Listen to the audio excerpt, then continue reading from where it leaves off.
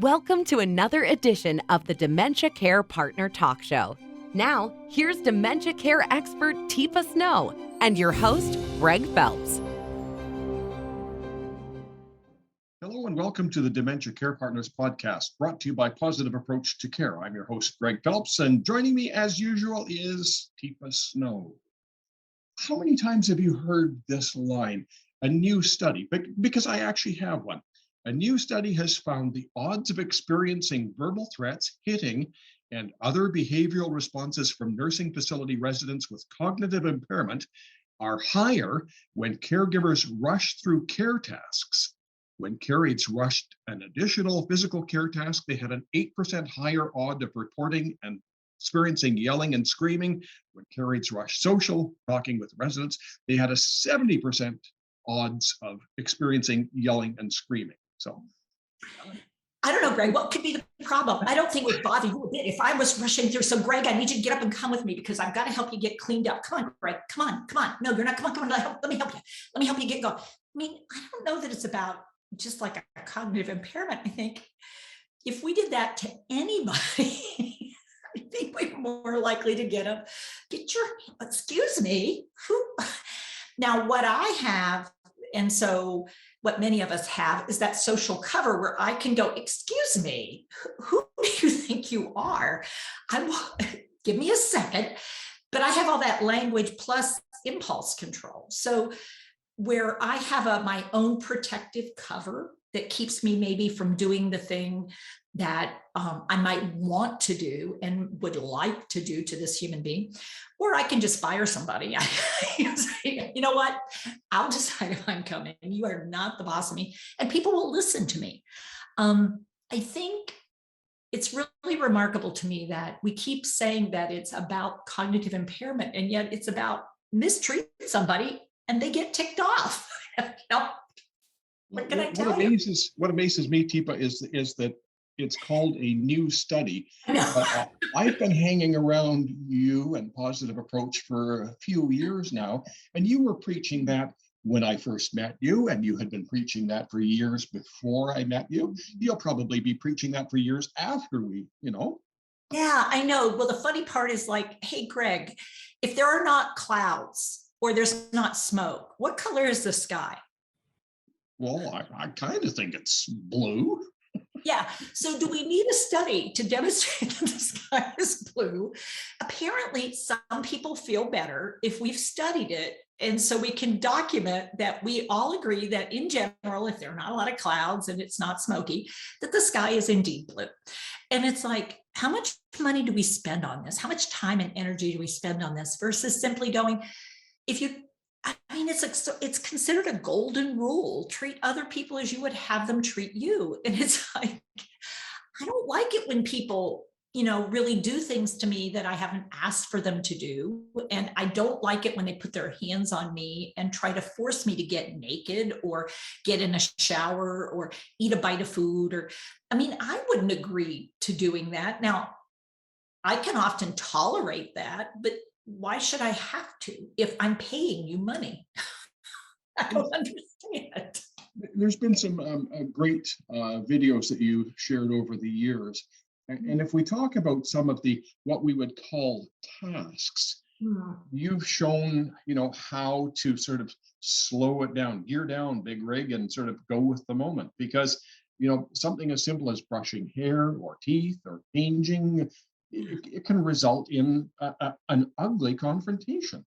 Yeah, I would challenge anybody, and I do mean just about anybody, to get yourself up, dressed, cleaned up, mouth care done, hair care done, face care done, shoes on, all ready to go in 10 minutes. And yet in many systems, that is the number of minutes that is allotted to a human being.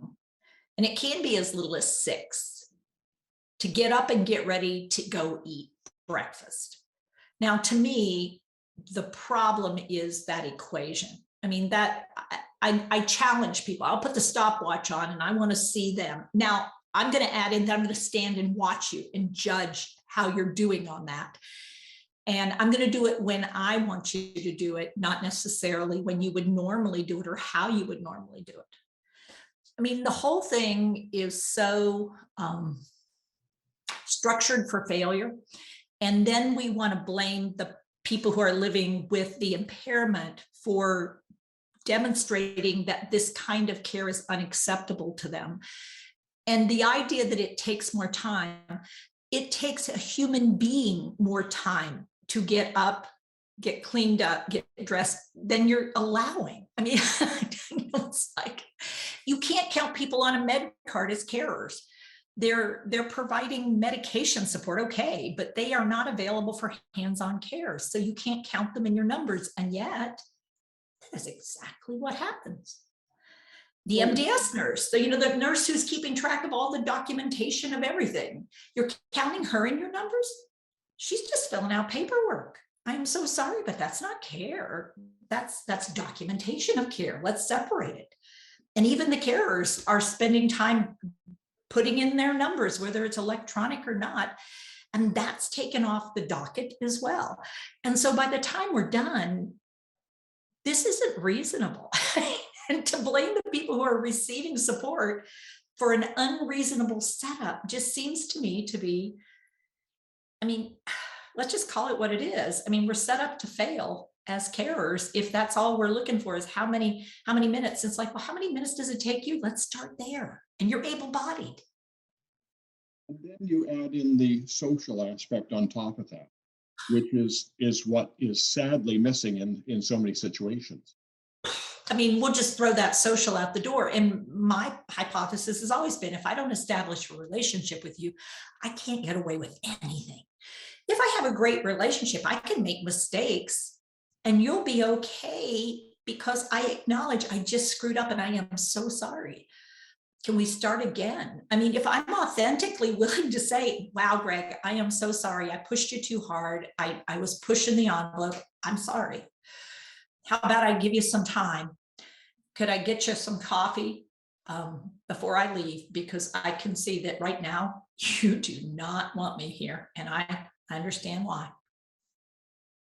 We have lots to learn and so little time sometimes to learn it. So do you have videos or once upon a time, we used to actually have classes where we could discuss these things and work on, solutions to problems. Yeah, we're still doing that. We've actually expanded. And this year will be our beginning of what we call the champion teacher position. So this is a role for people who want to become teachers. They have to have some coaching, some training skill. And their goal is to help people develop their abilities to approach, engage, use cues, use support, use environmental support as well at different ability states and offer that sort of what we call caring interaction and social interaction combined to make life worth living. So we're working on that. We do have videos, we do have classes, we do have opportunities, both virtually and in person. Our first in person is going to start in March. We have one in March, one in July, and one in November. So we are starting back. Lots of rules, lots of hoops to jump through. And we also are doing it virtually because we know that that's still a reality. It's called hybrid. Taking some time. If people want more information, they can head to your website. Absolutely. Oh, but you might want to wait till a little further into January, depending on, or if it's been a while and this one's an older post, by the time you see it, you may want to think about that's fine. But in the beginning of January, we're changing the website. So give it a few days if you're curious, because it may be a week or two in before you can get to everything. Teepa, thank you very much.